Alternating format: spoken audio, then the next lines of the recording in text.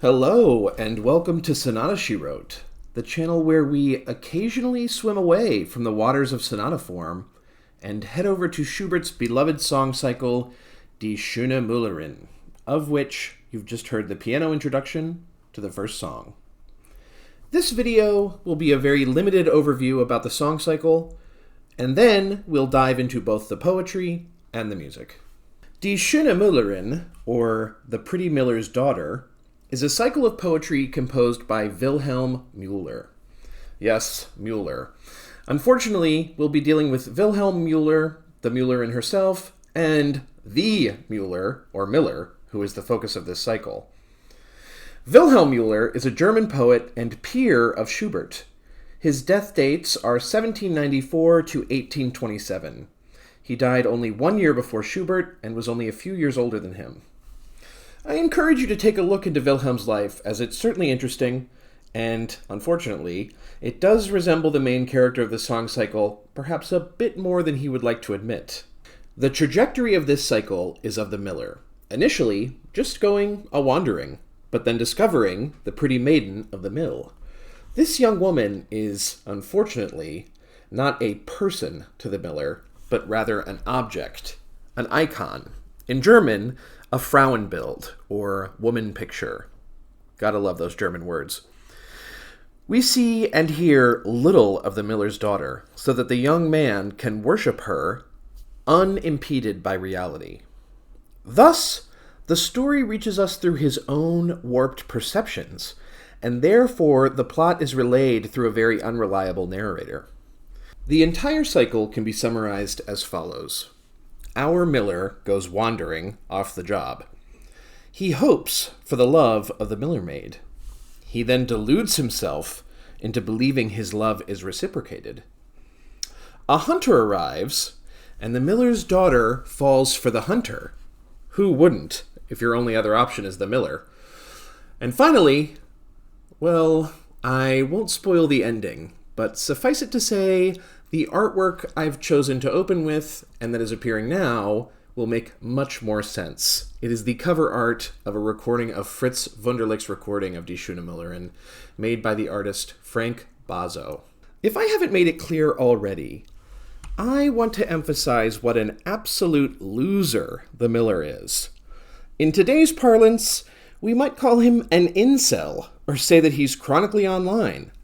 The modern analog for the miller's daughter, perhaps a TikToker for whom the miller develops a parasocial infatuation.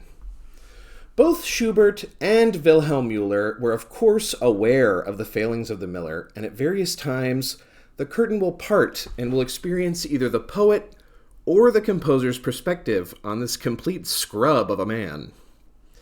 But enough of that. After all, the patriarchy is hard on us all. Let's jump into the music. Here is the very first stanza of the cycle.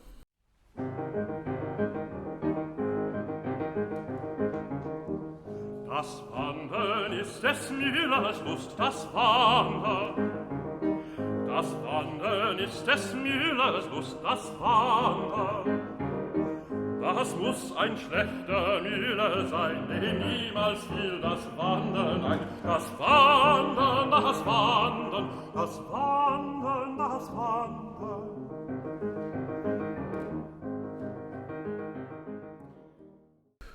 To wander is the miller's joy, to wander. He must be a poor miller who never thought of wandering. Of wandering. Now, obviously, I am not a poet, but the symmetry of all 5 verses are a perfect match for a strophic form. Schubert has created this childlike, energetic music to open the cycle over which the miller enters with his hustling and bustling joy of wandering.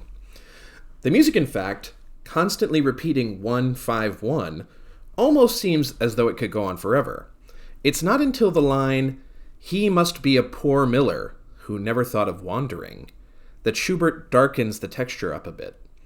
Of course, as this is strophic, we know this moment will repeat in every verse. The second verse is,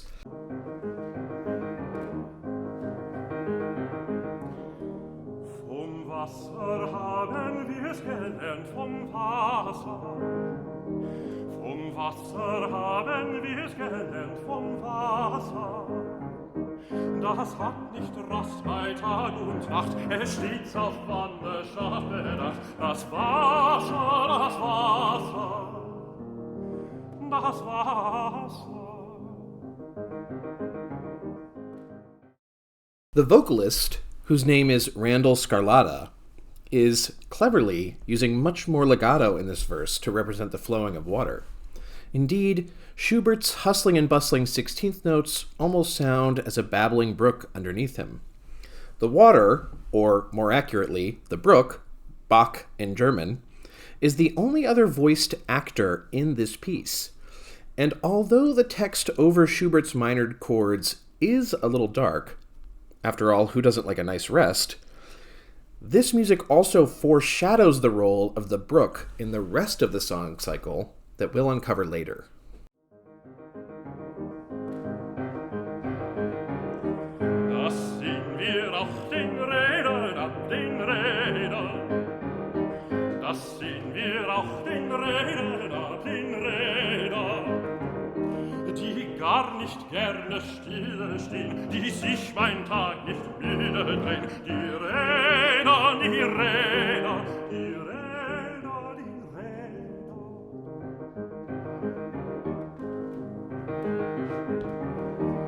Die Steine selbst, so schwer sie sind, die Steine. Die Steine selbst, so schwer sie sind, die Steine. Sie tanzen mit den Mundern rein und wollen gar noch schneller sein. Die Steine, die Steine, die Steine, die Steine.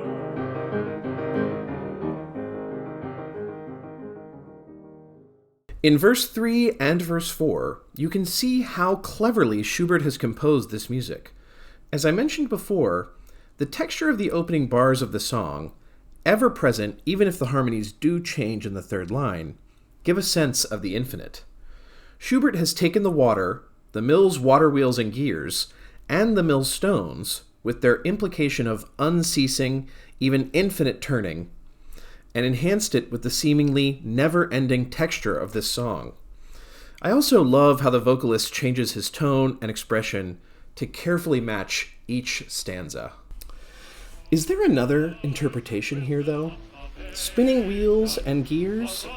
Mill wheels turning infinitely? Are Schubert and Wilhelm Müller one step away from pointing out the unending toil of a worker, separated from the value of their labor? Is this entire song cycle a rallying cry to rise up and cast off the chains of the bourgeoisie? Comrades, join me and we can...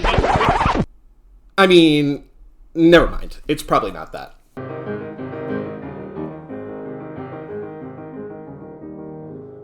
Oh, wandern, wandern, meine Lust, oh, wandern. Oh, wandern, wandern, meine Lust, oh, wandern. Herr Meister und Frau Meisterin, lasst mich in Frieden weiterziehen und wandern und wandern.